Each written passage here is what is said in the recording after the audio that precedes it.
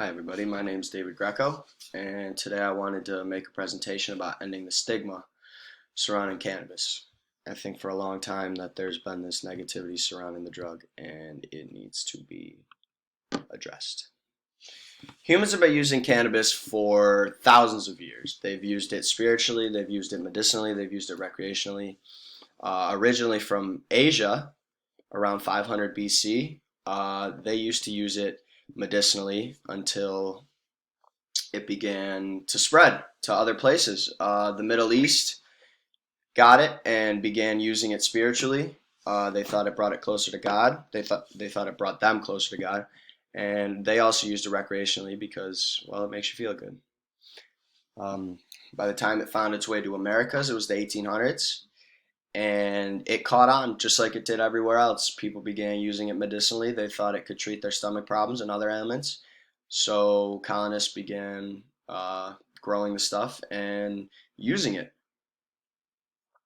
like has been done pretty much all over the world since the beginning of time.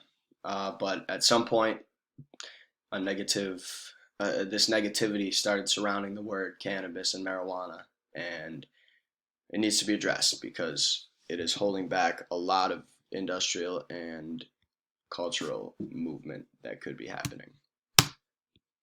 So where did this stigma come from? Well, in the 1920s, U.S. politicians began to attack the plant, saying that it was coming over from Mexico. They called it evil, and they told people that if this continued, the whole country was in danger because this evil weed was coming across the border and making it really difficult for people to live their lives. The lies, they worked.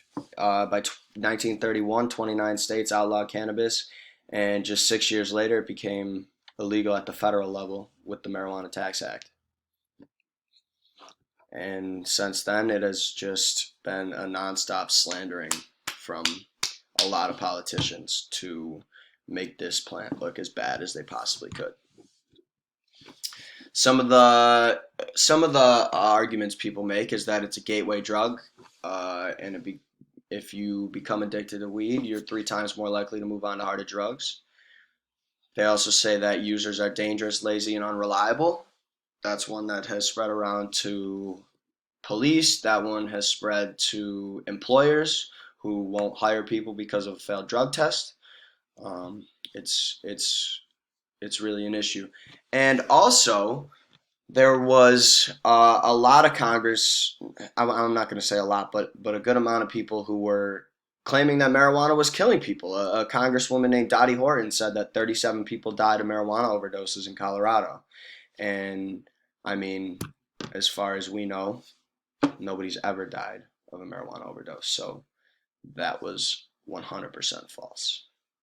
Now, what we can do to fight this is we need to spread real, truthful information about this plant. I think there's so many people who want to have a say in this, but when it comes down to it, we need people to know the truth, and so they can make their own decisions. They're a real informed decision about the plant. So what is the truth? Well, since the beginning of time, not one person has died of a marijuana overdose. It's not known to have a reachable fatal dose. And even further than that, there's no evidence that weed is physically addictive or leads to more physical addictions to other drugs like opiates or amphetamines.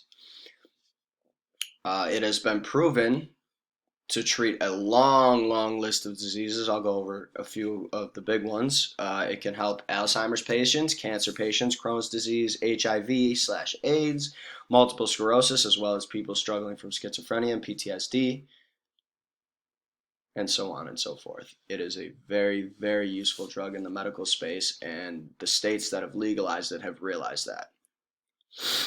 States that legalized also realized that there has been no evidence that more children and young adults are beginning to use the drug once it's legalized.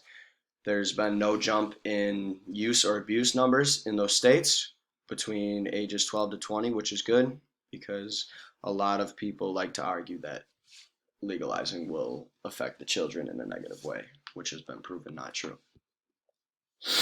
They call it a gateway drug.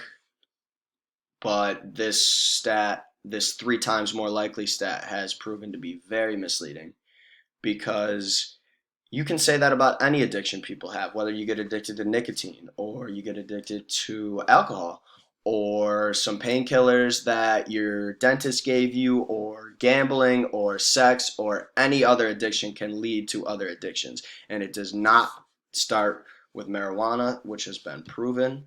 It is just an addiction mindset that leads to other addictions. They also have not found any evidence that smoking leads to lung cancer. Now, there are ways to smoke which can increase your likelihood for lung cancer, but cannabis itself does not has not proven, at least, to increase that at all. And a final little bit of information that I think is useful to people that are still making up their mind on this stuff is it actually helps people get off of harder drugs. They use it in rehabilitation centers. They use it in detox. They use it to really alleviate some of the symptoms, some of the withdrawal symptoms that people go through. And I think that's something that gets brushed over, but it really is helpful to a lot of people who are trying to better their lives and get on the right track.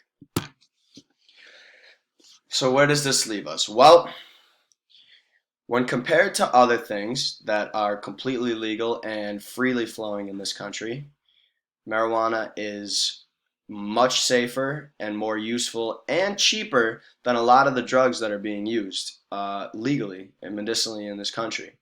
You can go to the dentist and he'll give you a bottle of morphine or oxycodone or codeine. Any of those painkillers are going to be much more detrimental to your health than cannabis would be. I can also walk down the street with $20 and get a bottle and kill myself with it, to be honest.